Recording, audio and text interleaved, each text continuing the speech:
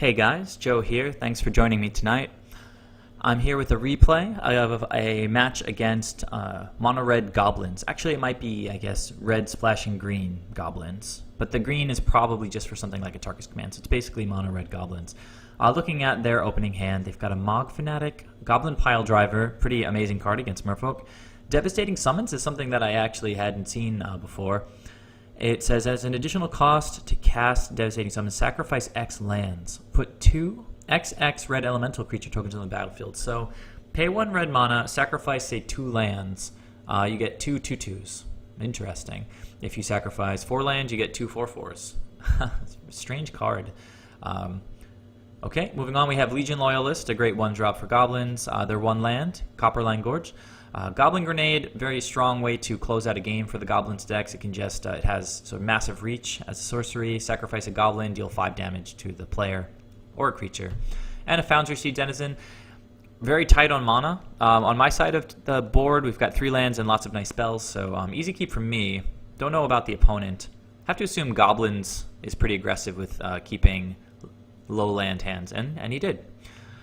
So I'm going to lead with Oboro. The opponent drew immediately into his second land, so good for him. Looks like we're going to see Legion Loyalist getting in for 1. Okay, I draw Mutavault for my turn.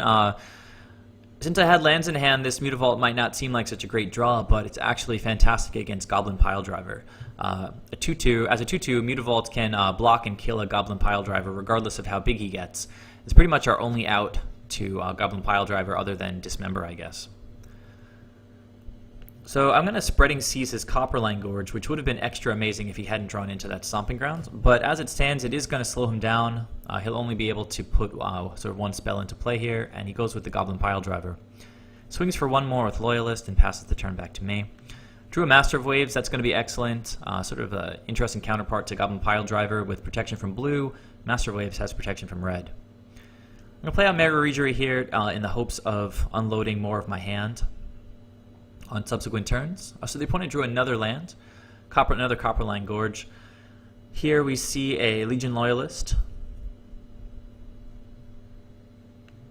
So he's going to attack and get these battalion triggers. So basically here it says creatures you control gain first strike and trample until the end of turn. It can't be blocked by creature tokens. None of that is particularly relevant here since this guy has protection from blue. That's going to get through, but I can block and kill a Legion Loyalist. I think I'm going to do that.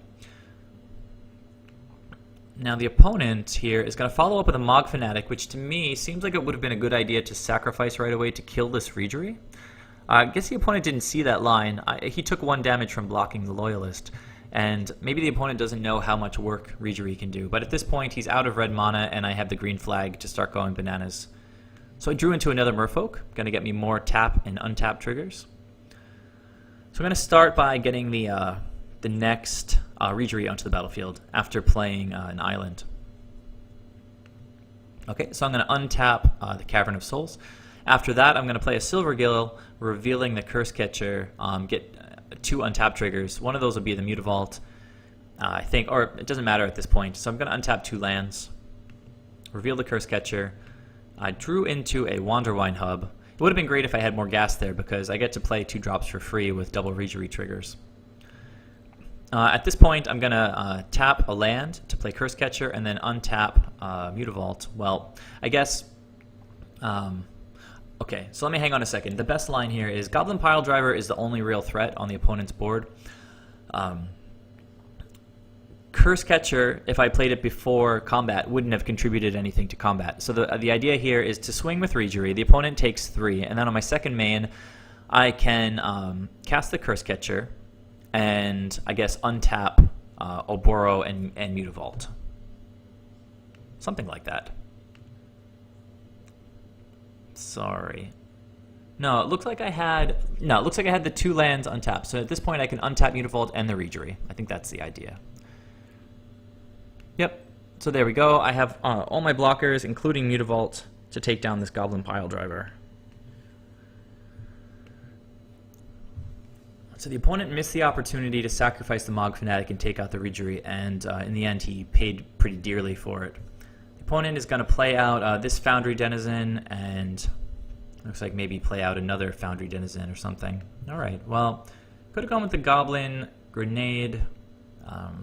Maybe it's not. Doesn't really matter at this point. I've got blocks for the Goblin Pile Driver. These guys don't have haste. Yeah, Legion Loyalist just gives creatures first strike, trample, and can't be blocked by creature tokens. So these guys don't have haste. Can only swing with these three guys if he wants. Yeah, I don't think the Goblin Grenade would have contributed significantly here. It would take me down to 7. He could have played a Goblin Grenade and a Foundry Denizen, sacked the Foundry Denizen, put me at 7, but then I've got blocks. So looks like the opponent doesn't really have many plays here. So decided to scoop it up at that point.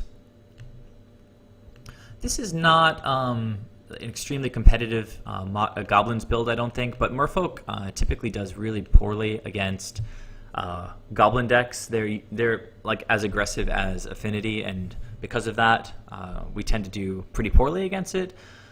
So I thought I'd just show you guys. Oh, it looks like they are playing all these Bushwhackers. So maybe it is a competitive build. We just didn't see them in the first game. Again, the opponent is on 1 land. Let's see if he keeps that one. This is an easy keep for me. I've got tons of interaction.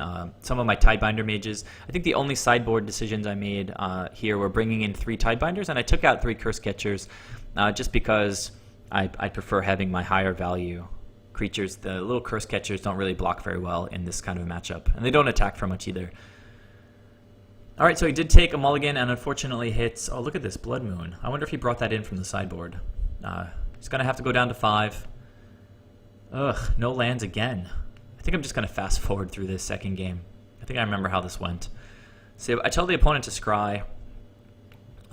Wait a second. He looks at the top, and then he stops looking, which makes me think that he saw land up there.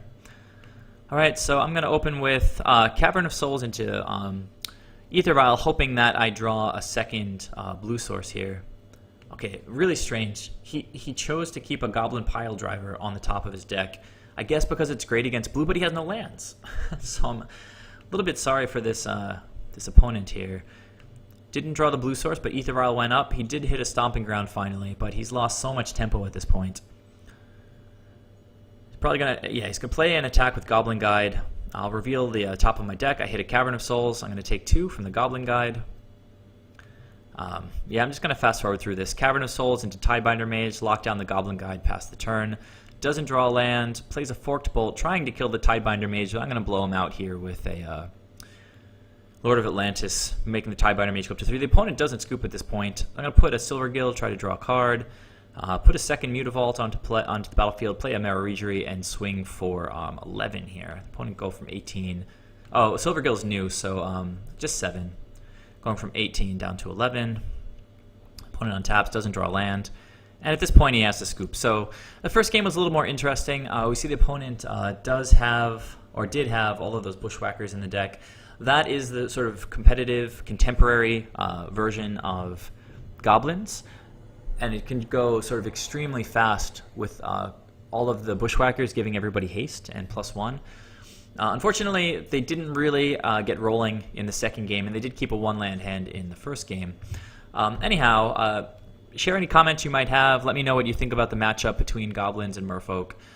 Sorry this match wasn't the most exciting in the world, but I don't have anything with Goblins, I don't think, yet on the channel, so I figured I'd get it started with this one. Subscribe, please, if you haven't, and I'll catch you in the next video. Thanks a lot. Bye.